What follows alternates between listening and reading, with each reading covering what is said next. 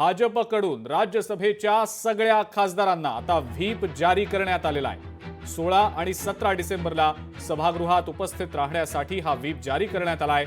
राज्यसभेतल्या भाजपच्या सगळ्या खासदारांना 3 ओळींचा व्हीप जारी करण्यात आलाय। आज देखील आपण पाहिलं राज्यसभेमध्ये सभापतींच्या अविश्वास प्रस्तावाच्या मुद्द्यावरनं मोठा गोंधळ झालेला होता, मोठी खडाजंगी झाल्याचं आपण पाहिलेलं होतं।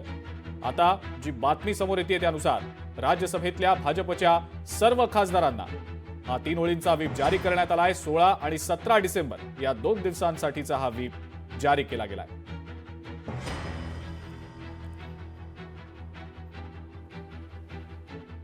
पाहतो आपण दृश्य या व्हीपचीच 16 आणि 17 डिसेंबरला उपस्थित राहण्यासाठी भाजपच्या राज्यसभा सदस्यांना व्हीप जारी करण्यात आलेला आहे। 16 आणि 17 डिसेंबरला नेमक्या कोणकोणत्या मुद्द्यांवर चर्चा होणार आहे या अनुषंगाने हा व्हीप जारी करण्यात आल्याचं आपण या पत्रामध्ये पाहतो आहोत। राज्यसभेतले भाजपचे जे मुख्य प्रतोद आहेत डॉक्टर लक्ष्मीकांत वाजपेयी यांनी हा व्हीप आता जारी केलेला आहे। लोकशाही मराठी ऐका, पहा, जागरूक रहा।